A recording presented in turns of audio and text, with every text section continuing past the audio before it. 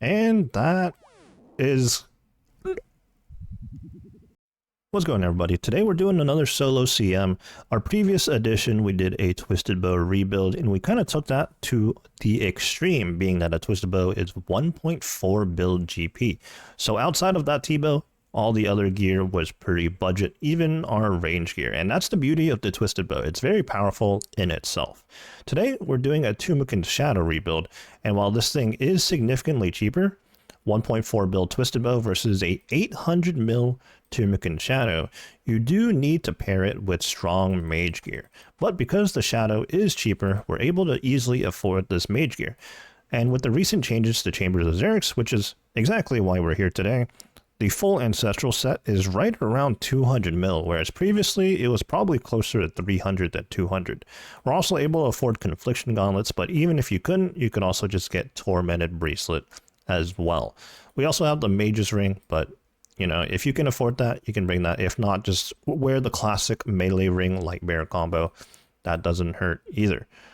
As for our melee gear, we're keeping it fairly budget still with the torso and obby legs, but we are able to afford the Amulet Rancor and Ferocious Gloves. But even still, this is not even another 100 mil. That's just 60 mil right there. Berserker Ring, Ultor Ring is going to be a pretty hefty price increase though. The biggest thing here is with the cheaper price of the Tumeken Shadow, we're able to afford the full Bofa setup. And for good measure, we even have the Necklace of Rupture, which currently is worth 150 mil. That's actually worth more than the full Bofa setup, I do believe. The Bofa itself is 112 mil, and then these armor pieces, yeah, it's actually pretty close. But if you can't afford the Rupture, you can also just purchase an Anguish instead. We even have the price or the GP for Dragon Hunter Crossbow and Lance, Osmumtum's Fang, and the Avernic Defender. All of this, I do believe, is still cheaper than one singular Twisted Bow. But the catch is, like I mentioned, the mage damage requirement, and also the Tumeken Shadow over a long period of time is much more expensive to use than a Twisted Bow, being that it costs Soul Runes and Chaos Runes to charge. But without too much more yapping, let's get into it. Let's go ahead and pre-pot.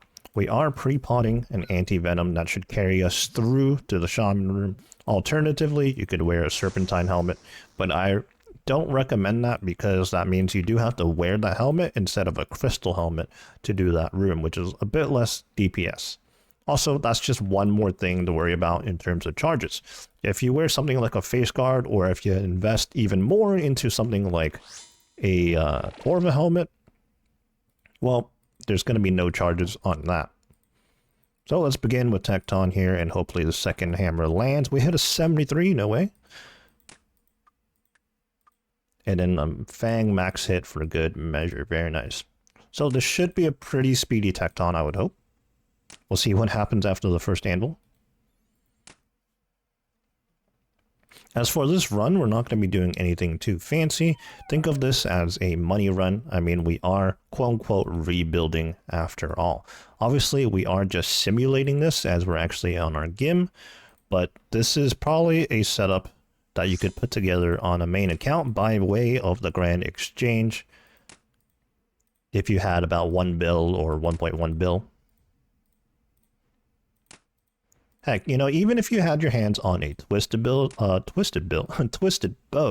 and you wanted a bit more diverse pieces of gear so that you could do more content, it could be worthwhile to consider selling that twisted bow, purchasing a shadow instead, and then, you know, utilizing things like the Bofa setup can be very effective and give you more options in terms of PVMing. But that's why these rebuilds and such are pretty fun. And obviously on an Iron Man, you're not going to be thinking about rebuilds in a sense, but you know, like depending on which raid you're grinding and maybe which mega rare you might spoon, you know, you might start to approach raids in a different way, particularly solo CMs, which is what we're here to showcase today. So we're going to pick up all 3 potions because we have ample inventory space. If you're not too familiar or comfortable with the raid, you can also go ahead and bring in a few pieces of food or something like that. But generally speaking, you won't have to. We're done with Tecton. We pick up all those potions. We're working on the crab room now, which, You know, if you're looking to do solo CMs, honestly needs no further explanation. You just have to convert these crystals into the right color, in which we were actually slow to do there, so unfortunate. Let's go ahead and do that again. -1 shadow charge. This crab needs to cooperate, thank you. And then after this, we are going to be scabbing, so as soon as we're done here, we're going to overload. I don't want these crabs to move, so go ahead and re-stun those, and then we'll drag this crab over to the last spot here. Very nice. We'll equip our melee gear, use our Fang to scab. I guess we could also use our Bofa setup if we wanted to. Doesn't matter too much either way. Overload and enhance. We'll even touch the energy well here for good measure, although we probably don't need it. These days, run energy is like a complete non-issue, really. I mean, obviously, we still have the stamina potion for Ulm, and that's just because that's kind of an extended encounter in which we're constantly going to be running, so bit of a unique situation there.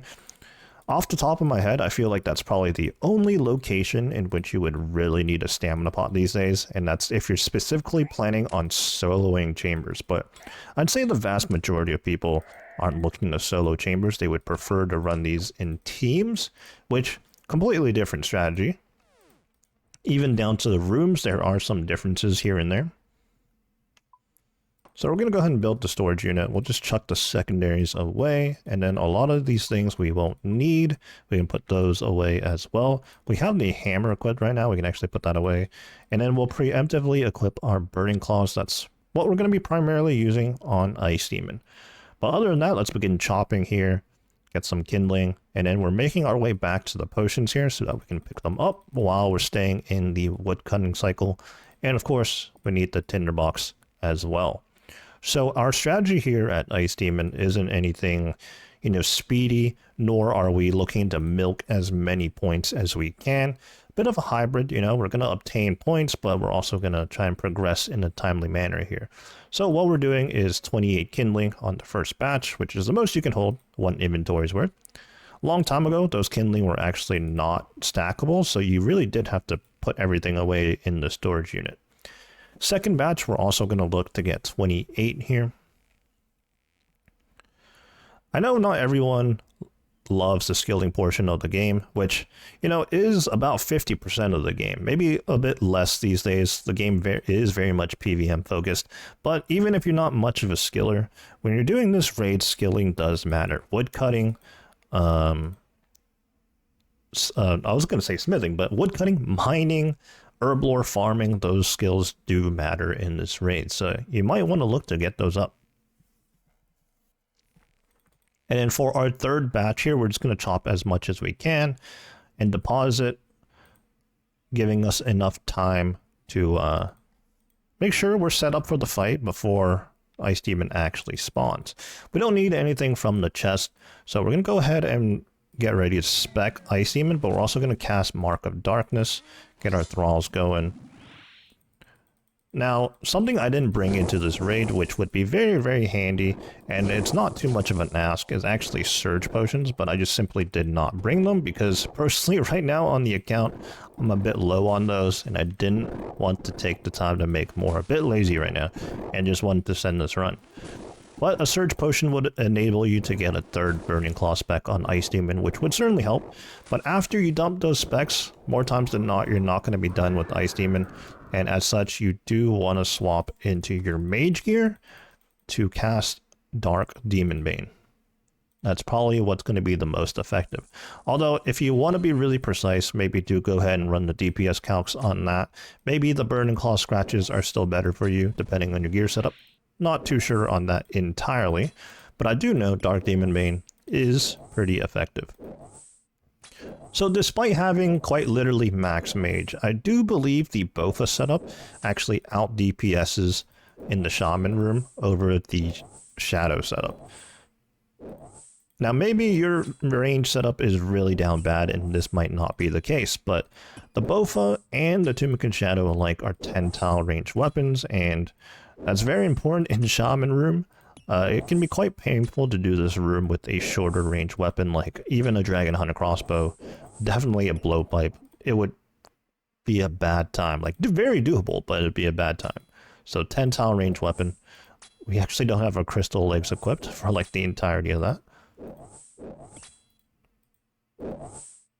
In our case, I know our range setup is pretty strong. You know, we have the Necklace of Rupture. We are just using Bear's Gloves instead of Zerite Van Braces, but even then. And at the end of the day, it is pretty close. Like the Bofa being better than the Shadow isn't too significant. But I will say though, you know, especially from an Iron Man perspective, or from someone looking to rebuild and you're penny pinching, you know, you corrupt your Bofa. Ouch. You corrupt your Bofa, there's no charges involved there. Jimmican Shadow, very expensive to use. Alright, we did eat one Shaman Bomb there, which was unfortunate, but we were healthy enough to survive that. Again, if you're not very comfortable with the raid, and you're prone to make a few mistakes, do bring in some food, if that will make your runs a bit more consistent. But obviously, even without bringing any potions in, any healing in, you can see that I did make a few mistakes, but, you know, I lived. Okay, we are going to be prepping here. So let's go ahead and put away the potions. We won't be needing that for, you know, the prep here. For our prep, we're going to be making 13 brews and 8 mushrooms, which I always say is usually an over prep, unless your gear really is just that down bad. But for me, 13 and 8 is an over prep, but it's also very easy to prep. But obviously, adjust these numbers. If you want to, you know, be more efficient and min-max, you can definitely reduce these numbers. Alternatively, you can also increase these numbers if you're just learning the raid and you're prone to making more mistakes.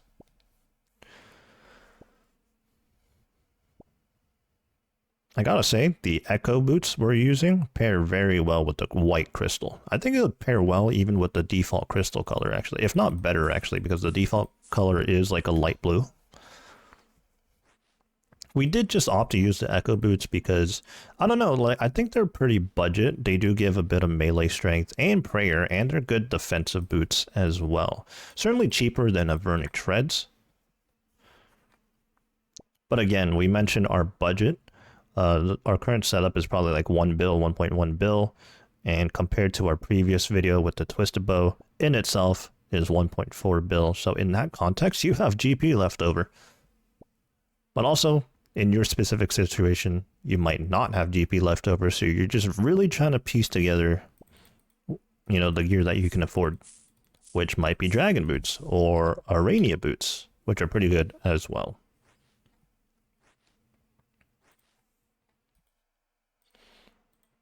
Alright, we're just going to finish up our batch of brews here.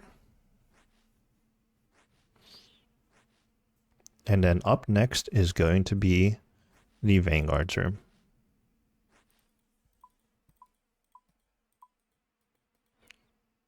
So a lot of these things, again, once again, we won't need.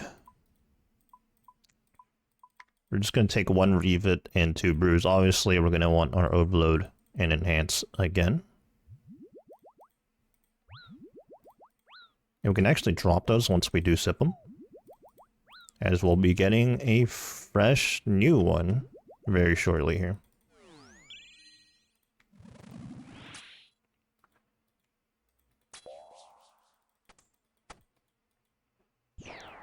With the Bofa being 10 tile range, very convenient, just like the Shadow, we're able to reach across the room. We should have followed the range Vanguard around, but reacted slowly on that. Instead, we're just going to have to be patient over here with the other 2 Vanguards. Make sure to not hit too high. That was actually a chance at resetting right there. The Tumican Shadow is very, very powerful. Can definitely hit into the 70s.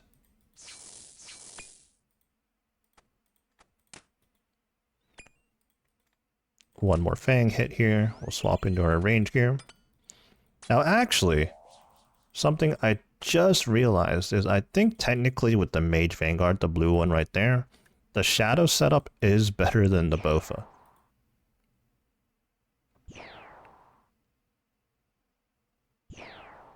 So we're going to go ahead and showcase that. Don't have our Confliction Gauntlets equipped. Oh, don't hit it. Gotta be very careful here. So yeah, you can see the shadows actually hitting quite well on that Mage Vanguard. We have Burning Claws available again. We'll go ahead and send that spec. Again, our mage, or not mage, correction, our melee setup here is very, very budget. It does provide melee strength, but the trade-off, obviously, is that our defenses are pretty poor.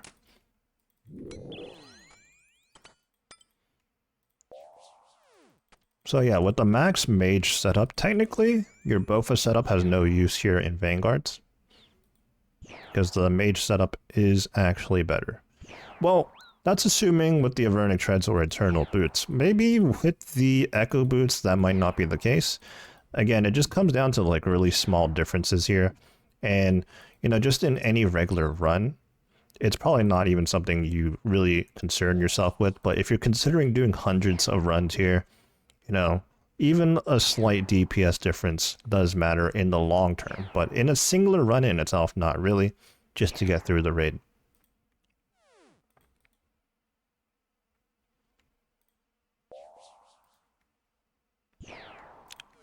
Oh, I didn't have my prayer on there. I'm going to brew there. I'm a bit scared. Also, I suppose when you're sitting in your mage robes, you are a fair bit squishier. We're taking a lot of damage right now. But come on, Tunic and Shadow. There we go. And do not dig, please. Thank you. Alright, let's go ahead and take a new Overload. New Enhance 2. And obviously all the brews and revits that we can possibly hold.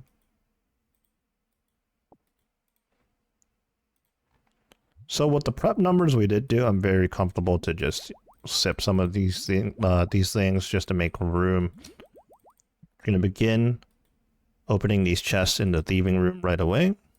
In the solo setting, you're going to need 30 grubs. And what we're going to look to do here is just try to get like 8 to 11 grubs. We have 8 right now. We'll open another chest. We're up to 11 now, and then we'll deposit, and then we'll keep that cycle going. In the meanwhile, we're also going to temporarily put away all our potions.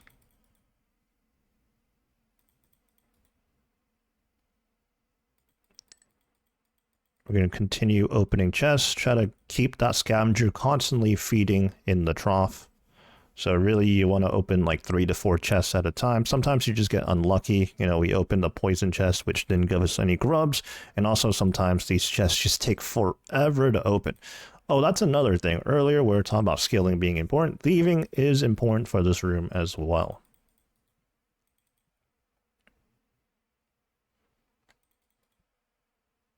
We're going to need 5 more grubs. So probably like... Oh, we did get a bit lucky there. Very lucky, actually. We got 6 grubs and 2 chests. A bit more than we need, but that's okay. We're going to go into private here, and this is the part where we need the pickaxe. We don't need the lance or crossbow. That's completely reserved for the Ulm fight. And right here, we're going to want mostly revits. And because of our max mage setup, we actually don't really need all that much.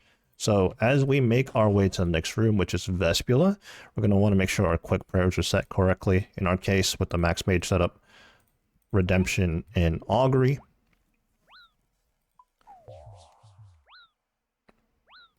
And we're going to go ahead and begin using the shadow on the portal here. And you'll see that the Tunic in the Shadow is very, very effective. It's actually the best in slot, even over the Twisted Bow in CMs for this particular room.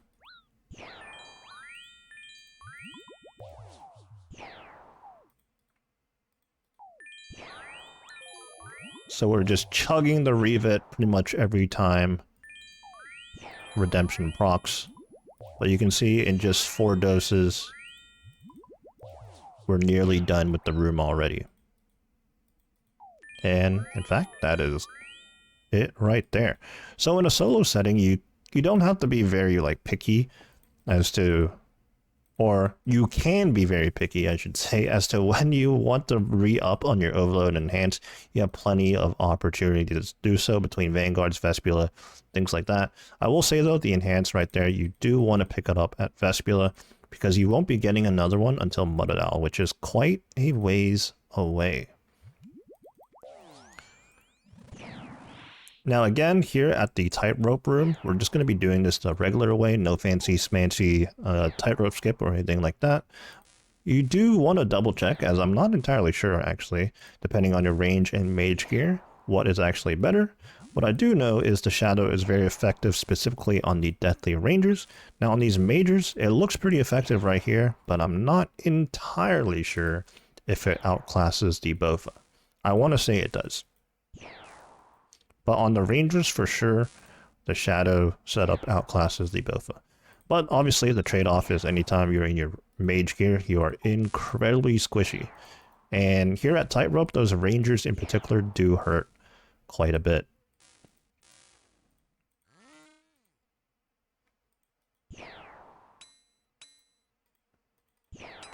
So what we can do to try and mitigate some damage is between our hits, we're going to swap into some tankier armor, in which our case I think is actually the crystal armor, even more so over the torso and obelix, because if I'm not mistaken, obsidian is like the equivalent of adamant armor, maybe, and then the torso barely has any defenses either.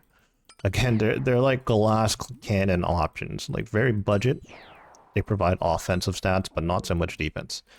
But yeah, the Tunic and Shadow right there actually just deleted those rangers, so we can now safely cross the Tightrope, get this Keystone Crystal, and head back on over. I think that was a pretty humble Tightrope room. Sometimes it could be a bit more rude. As we transition over to the rest of the raid, we're going to swap into our melee gear here with the pickaxe equipped. The Guardian's room is up next, and this is your chance to pack your inventory up with potions. This is the last time to do so. You're going to have to get through the entirety of floor 3 without accessing a chest again. So no more brews, but Vasa does give you 2 brews, so keep that in mind as well. Now you'll notice in our setup here, one of the rooms down the line is going to be Mystics, and you're probably thinking you want a Salve Amulet. You can definitely bring one if you can afford the inventory space to do so, but in most cases in a solo with a max mage setup, it's probably not worth bringing. Instead, you pack your inventory up with those 8-way switches for the shadow, and then you're just going to be maging the Mystics room.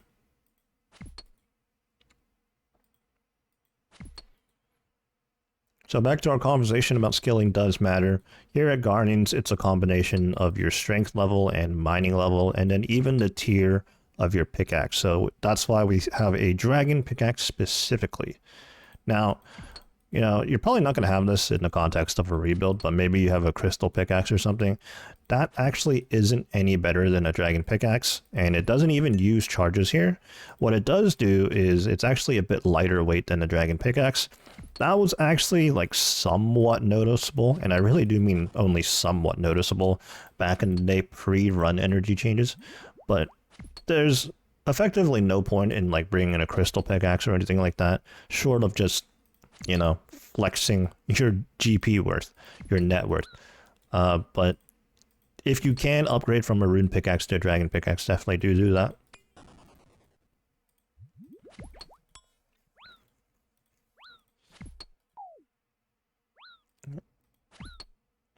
I'm actually kind of sitting pretty scarily low HP there. You can also just protect melee here. If you do this method I'm doing right now, you're never going to get hit by the falling boulders, but you may occasionally get hit by the Guardian itself. Okay, we're done with Guardian's room. We're going to transition over into Vasa. We're going to try and execute the Vasa teleport skip here. Let's see if we get it done. I think we do. Very nice. Oh, never mind. We were just, I think, like 1 tick short, which is unfortunate. So as a result, we're going to have to brew here after the teleport.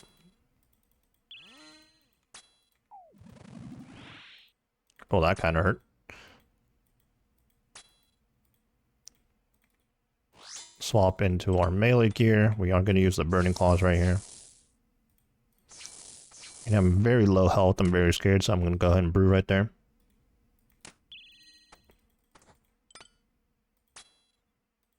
Obviously, at Vasa, you're going to have to arrange it, and you can't use your shadow. I mean, I can't say I've tried to use the shadow, but you probably can't use it at all. I gotta imagine.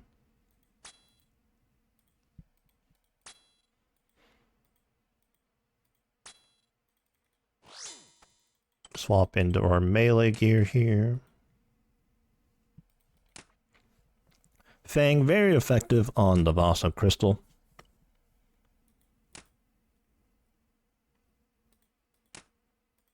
There we go.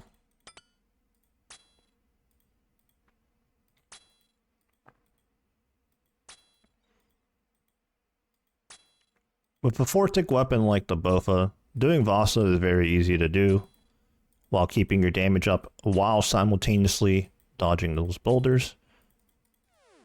With a 5-tick weapon, it can be a bit more tricky.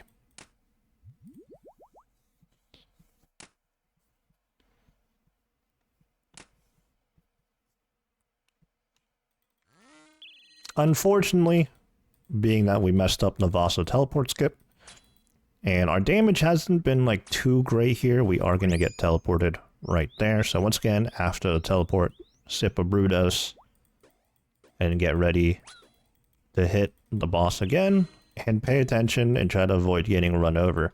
Obviously, if you're not that comfortable, maybe brew a couple extra times to account for some mistakes. Not the quickest Vasa right now by any stretch of the imagination, but we're getting through this raid.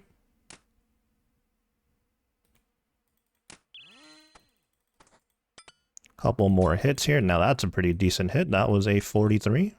I do believe our max hit is probably like a high 40s. Don't quite think we're going to be hitting like 50s just yet. Although we do have the Necklace of Rupture, so maybe we would. It's pretty close. The Bofa setup really is quite strong.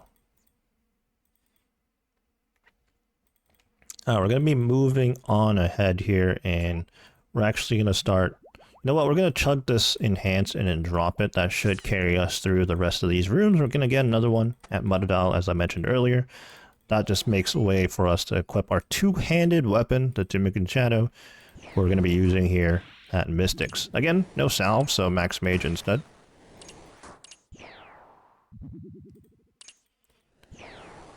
Nothing too crazy in this room. You just want to try and get these guys in the corner safe spots. And it's not a true safe spot because all this time they are going to occasionally throw out a mage hit. It's not doing it right now because it's trying to melee us.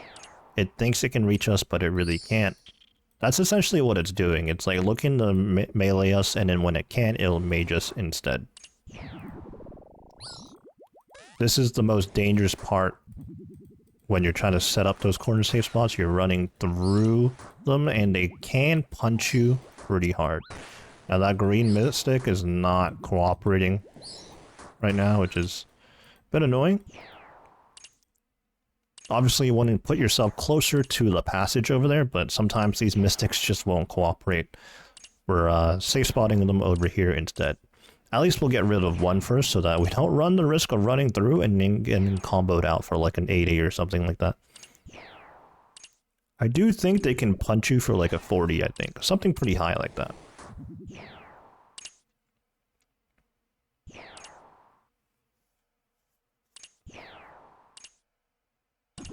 Overload expires, so let's go ahead and sip that, get that going again. And we'll try to get this guy to cooperate this time. He does. Run through.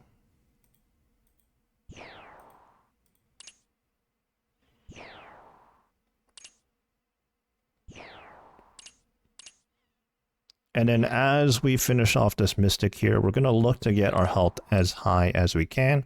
Our overload expiring right before Muttadile room is pretty ideal. That means we get to overload before we head into the room. Overloading while you're in the middle of the Muttadile room can be quite scary sometimes.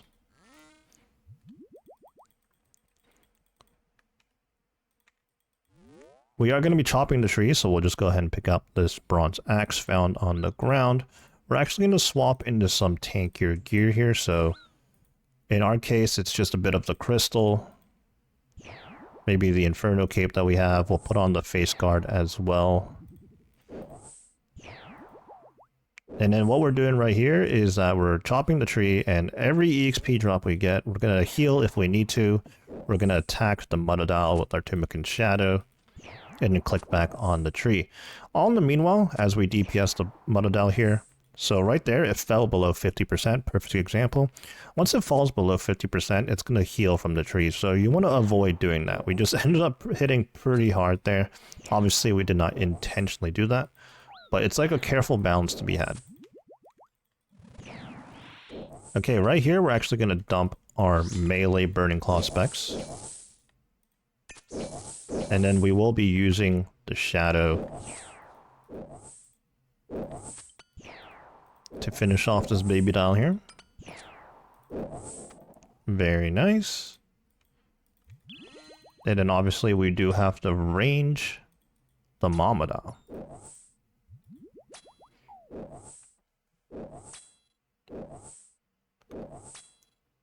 You know, short of having a twisted bow and then having, you know, even extra GP to afford like a decent all-around setup, I think between this and the twisted bow setup, this setup is probably a lot more balanced.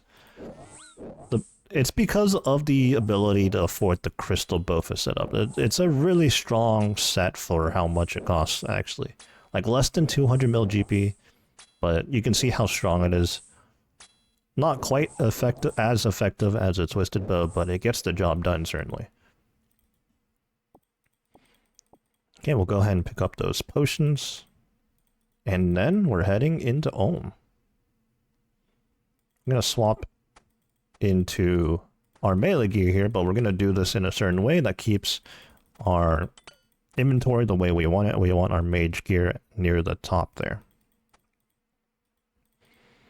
So heading into Ulm, if you know how to use the Bofa, or maybe you didn't bring the Dragon Hunter crossbow, you can definitely just use the Bofa for Ulm, but in our case, we're going to be using the Dragon Hunter crossbow. So let's go ahead and get our inventory situated here. We can go ahead and definitely put away the Fang. We had that equipped, make sure not to bring that in. Want our Dragon Hunter crossbow and our lance. Overload, enhance, 2 rivets, and some brews. We did go ahead and drop the crystal helmet as well in favor of getting 5 brews and 2 rivets. That's just something we're personally very, very comfortable with. Again, drop switches or bring extra switches, you know, depending on how comfortable you feel with the raid. Now, actually, I just noticed I have Burning Claws in our inventory as well. Won't be needing that. So instead, I will be bringing the crystal helmet because I'm still able to keep my 5 brew to restore ratio here. We're going to go ahead and re-overload and re-prayer enhance just to, you know, maximize our resources before we head into Ulm. There we go.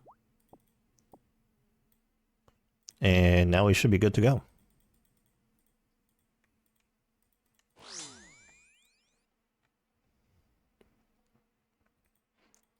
Unfortunately, the hammer misses. Oh, and we are going to have to drop something so that we can actually hold our Timucan Shadow here.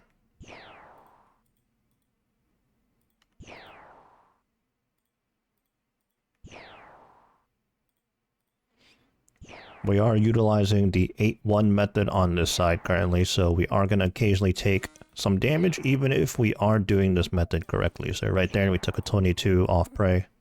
Pretty humble, all things considered. But then for the next little bit here, we should be able to DPS it for free. You can see that the Shadow is very, very strong. It definitely gets us through some of the actual rooms itself, and also at the Ulm fight here, I mean, there's going to be 3 mage hands, so very worthwhile to invest into, even if you think of doing CMs more than anything. Or chambers in general. Okay, we are fumbling a bit here, and for some reason my lance is on slash. If we had oath plate, you would want to put your lance on slash, but we don't, so we're just going to put it on the traditional lunge. Portal came out. We're paying attention to that this time. In one of our recent CM outings, or it might have been a regular chambers even. I was so busy focused on talking, the portal came out and I just simply did not react to it. We got teleported across the room and we planked that way, which was unfortunate in a otherwise pretty flawless run.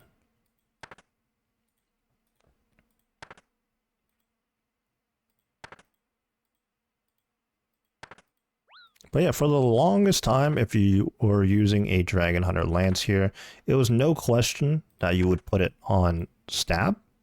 And then maybe if you had Inquisitors, which to be honest, back in the day, people really didn't have Inquisitors at all. It was not the attack style, not the armor set that it is today. You would put it in Crush in that instance. But even with the addition of Torva and things like that, it's always been on stab. And then it wasn't until Oathplate in which you would even use this lance on slash. Certainly, I think the only case in which you would do that. I've never seen a lance on slash anywhere else.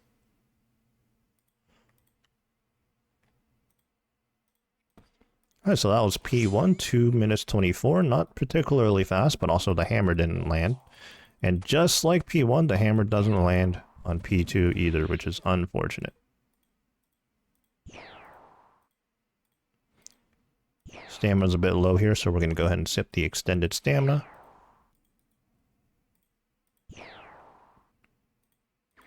Currently am gem crabbing on another account in the background right now. Clicked off momentarily there, that's why the screen flashed. And currently we're doing the 12-0 method, which, as it implies, I actually messed up there, but we're going to fix the cycle. But as it implies, we're going to take no damage, which is fantastic.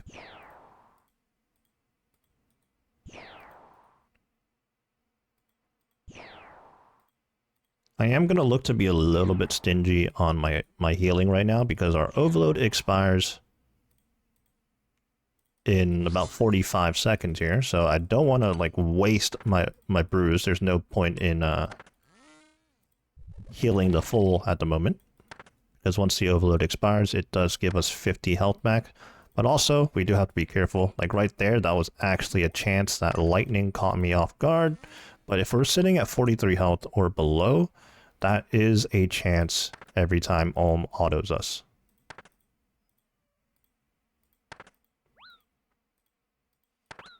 Now we're currently not in cycle, so let's go ahead and fix that. It autoed us twice, so what we're going to do is 3 to 1 one time. And we should be back in cycle.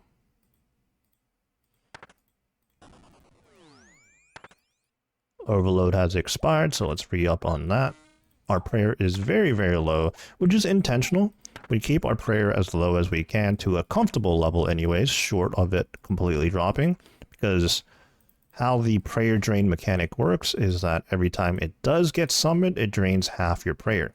So if you're only sitting at like 10 prayer, you're only going to lose 5 prayer. But if you were sitting at 90 prayer, you would lose 45. So a bit more draining on your resources. That's just a little bit of resource management optimization to consider. Bit faster of a P2 there. Moving on to P3.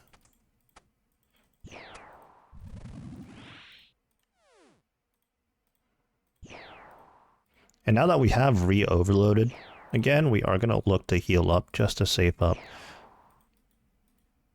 So right here, we're going to overload, or brew, I should say.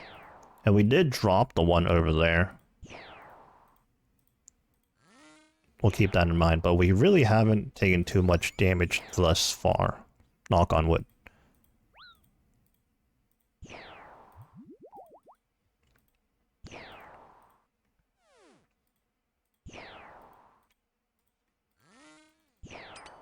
Something that you can do to mitigate damage, especially when you're unsure, well, you can never be sure, actually, of whether it's going to mage or range you, is you can flick into the opposite style that you're protecting against. So if you're flicking into, or if you're praying mage, then you can swap into some ranged defense armor, or vice versa.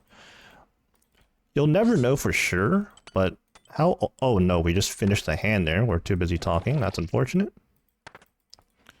But as I was saying, you'll never know for sure what the next auto attack is going to be, but you can guess that it's going to be the same as the previously sent attack. So if it maged you already, it's more likely to mage you again. But once again, you'll never know for sure. It's not a guarantee. So we did mess up there by resetting the mage hand, which is unfortunate. But we've been doing this Olm fairly well to where it shouldn't impact us too much. So as long as we don't mess up here or get very unlucky, we should be able to get through this Olm no problem. But that's the thing about the Tunic in the Shadow. It is very, very powerful. I believe in a max mage setup, which we don't actually quite have because we are using Echo Boots instead of a Vernic Treads. Your max hit is like a 76, so I think our max hit is either a 74 or 75, somewhere in that ballpark. And obviously I was too busy talking there, wasn't paying attention. Alright, let's get one more auto on the melee hand here. There we go. And then now that's like one hit, potentially one hit away from finishing. And then we'll have to work on the entire mage hand again, unfortunately. But, like I said, we've been doing this quite well. And as a result, particularly our bruise situation, we've really only used 3 doses so far. And that was mainly to heal back up post-overload. So we're in a very comfortable situation, despite messing up pretty badly. We're doing the mage hand twice here.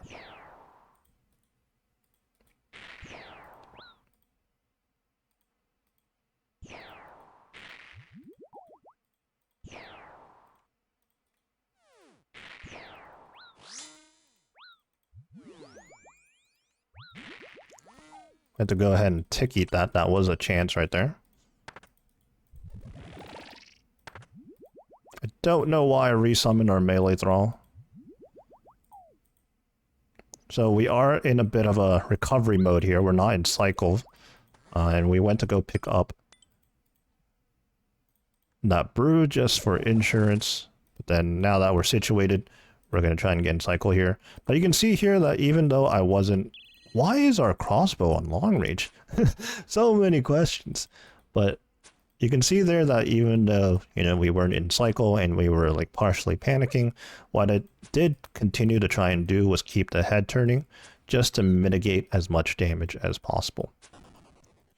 But we should be situated now. We're going to be utilizing the 4-to-1 method. We'll get back-to-back rubies, so that's 200 damage right there. Very nice. Going to go ahead and de-equip our defender as well. That's providing a little bit of negative range stats for us. And we're actually not overloaded, so we got to go ahead and re-overload. Another ruby. That's what you like to see. And another one.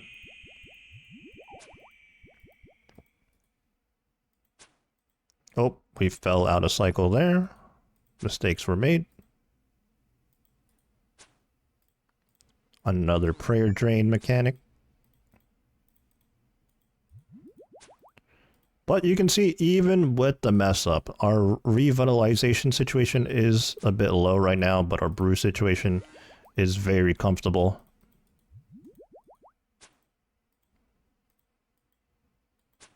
Obviously, in taking heavy damage, we did have to brew at unideal times right there.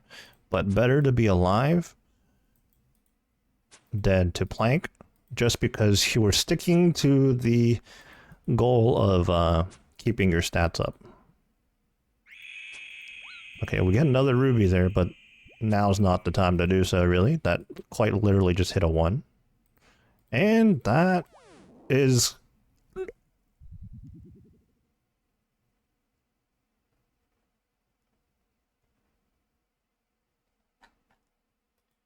No way! We finally got the pet! Alright, so this is just a one-off video, but for those that don't know, this is my collection log right now on this account. We've done so many raids, the majority of these are solos. We're well over 100 purples, and we finally got the pet. Off the top of my head, I do believe the pet chance is a 1 in 53 purple. I kind of forgot what I was saying to end this raid. Pulling this pet was completely unexpected, but there we go. Oh, you know what? Let's jump out of this raid real quick, because in our bank, and you also saw it in the collection log, we have 8 metamorphic dust. So we can definitely go ahead and apply one of those onto the pet right away.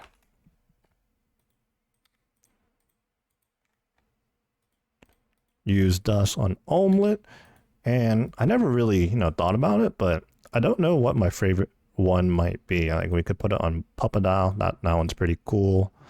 Probably not too big of a fan of the Vespula one. I think Tecton's pretty cool. Honestly, the omelet in itself is pretty cool.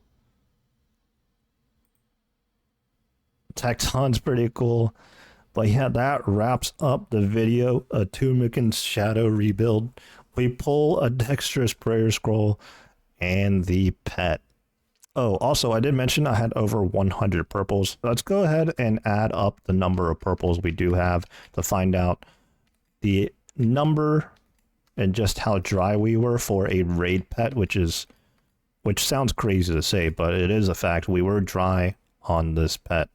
So that was 106 purples to get our first omelet.